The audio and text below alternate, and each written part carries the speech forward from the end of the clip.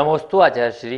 पूजा जैन सागर से अपनी शंका रख रही हैं, गंधोदक लगाने के बाद हाथ धोना चाहिए या नहीं। हम सभी लोग प्रतिदिन भगवान का अभिषेक करते हैं और बड़े ही भक्ति भाव से गंधोदक को अपने उत्तम स्थानों में लगाते हैं।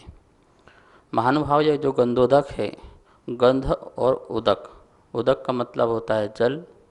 भगवान को स्पर्शित होते ही यह गंध युक्त हो जाता है, सुगंधित हो जाता है, मंत्र युक्त हो जाता है। और ऐसे गंधोदक को हम लगाते हैं। गंधोदक लेने के पहले हम हाथ को धोते हैं, लेकिन गंधोदक लगाने के बाद फिर हमें हाथ धोने की ज़रूरत नहीं है, क्योंकि अब हमारे हाथ जो हैं वो अशुद्ध नहीं है जो हम अशुद्ध हाथ धोएं। हमारे हाथ पवित्र हो गए हैं, उस गंधोदक से पवित्र हो चुके हैं। अब उसको हम धोने के लिए हम दूसरे कटोरे में डालें, ज़मीन में डालें। लोग क्या करते हैं, जल लिया और गंधोदक के बाद ऐसा कर दिया, तो उसमें जो गंधोदक है उसका जो जल लग के गया वो ज़मीन में गया, यहाँ वहाँ गया। आप उसको ही सुखा लें, आप अपने ही शरीर में इस प्रकार से लगाएं, वो हाथ सूख जाएंगे। क्योंकि भगवान को स्पर्श करने से भगवान की रज को हम धोते नहीं हैं। जैसे गुरु के चरणों की रज लेकर के हम हाथ नहीं धोते हैं, उनकी एक एक रज से हमारा शरीर पवित्र हो गया, हमारा मन पवित्र हो गया। ऐसे भगवान का गंधोदक हमने लिया तो हमारा तन भी पवित्र हो गया, मन भी पवित्र हो गया।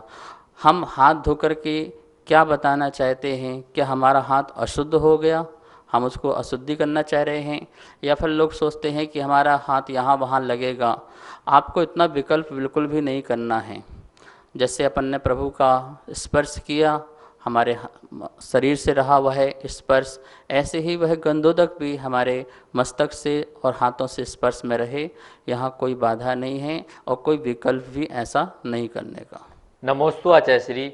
सुधा कासलीवाल धार मध्य प्रदेश से अपनी शंका रख रही हैं, सऊदी अरब में जब धर्म का कोई आचरण नहीं है फिर भी वहाँ के लोग काफ़ी अमीर हैं, तो यह किस कर्म का फल है? कृपया समाधान कीजिए। पिछले जन्मों में जो व्यक्ति अच्छे कार्य तो करते हैं और अंत में उनकी जो गति आदि बिगड़ जाती है या गलत आदि कार्य करते हैं, तो उनको मनुष्य आदि पर्याय तो प्राप्त हो जाती है और संपन्नता भी प्राप्त हो जाती है। क्योंकि अच्छे कार्यों का फल तो पुण्य से वैभव आदि प्राप्ति होती ही होती है, लेकिन उनके लिए वैसा वातावरण नहीं मिल पाता है, धार्मिक वातावरण नहीं मिल पाता है, आत्म कल्याण का वातावरण नहीं मिल पाता है, और वह बाहरी जो वैभव है उसको प्राप्त कर सकते हैं और करते हैं। अब देखिए, बाहर विदेश आदि में कितने लोग अमीर आदि होते हैं, तो उन्होंने जीवन में जो अच्छा किया वो फल तो मिला, लेकिन उनको जो धर्म मिलना चाहिए था वो नहीं मिला। तो ऐसे लोग बहुत होते हैं जो दया करते हैं, परोपकार आदि करते हैं, सेवा करते हैं, तो उससे उनको पुण्य का बंध होता है। लेकिन साथ ही साथ पुण्य का बंध नहीं हुआ, जिसके कारण उन्हें ऐसी जगह जन्म मिले कि धर्म भी मिले, देव शास्त्र गुरु भी मिले, सच्चा धर्म मिले, मोक्ष मार्ग में बढ़ सकें। तो मनुष्य होना एक अलग बात है, मनुष्य के साथ साथ सच्चा धर्म मिलना एक अलग बात है। तो मनुष्य तो कोई भी व्यक्ति हो सकता है। जो व्यक्ति थोड़ा भी सत्कर्म करता है तो उसको इस प्रकार से संसार में अच्छे स्थानों में, मतलब जहाँ वैभव संपन्नता हो, वहाँ जन्म मिल जाता है और उस वैभव के बीच में रह कर के वो भोगों में ही मस्त रहता है। तो इस प्रकार से जो आपने विदेश आदि के नाम लिए, तो वहाँ पर उत्पत्ति होना कोई बड़ी बात नहीं है। आप सब लोग भी इस प्रकार से कार्य करते हैं तो इन कार्यों से, अच्छे कार्यों से आपको फल की ऐसी प्राप्ति हो सकती है और हो ही जाती है। ये देश तो छोड़ो, स्वर्ग आदि में भी जन्म हो जाता है, स्वर्ग के वैभव को भी प्राप्त हो जाते हैं, लेकिन मुक्ति हो जरूरी नहीं है। इसलिए इस प्रकार का विकल्प नहीं करने का कि वहाँ के लोगों को इतना वैभव संपन्नता है और हमारे पास कुछ भी ना हो, पर हमारे पास धर्म है, यही सबसे बड़ी आपकी संपत्ति है। नमोस्तु आचार्य श्री। शिवानी जैन रानीताल मध्य प्रदेश से अपनी शंका रख रही हैं, उपाध्याय परमेष्टि के 25 मूल गुण होते हैं एवं वर्तमान में पालन करना संभव नहीं है, तो क्या वर्तमान में उपाध्याय परमेष्टि नहीं होते हैं क्या? उपाध्याय परमेष्टि जो निरंतर स्वयं पढ़ते हैं और शिष्यों को पढ़ाते रहते हैं वो उपाध्याय परमेष्ठी कहलाते हैं। उपाध्याय परमेष्ठी के जो 25 मूल गुण कहे गए हैं, 11 अंग और 14 पूर्व, ये इनके मूल गुण होते हैं। अर्थात द्वादश सांग के पाठी होते हैं। द्वादश सांग का जिनके पास ज्ञान होता है, आचारांग, श्रुतकृतांग आदि ये अंग होते हैं, और जो इसमें भगवान की वाणी जो है रहती है और उसको वो उनको नॉलेज रहता है। लेकिन वर्तमान में संभव ही नहीं है 11 अंग 14 पूर्व का ज्ञान। लेकिन आचार्यों ने और भी परिभाषा उपाध्याय परमेष्ठी की बनाई है।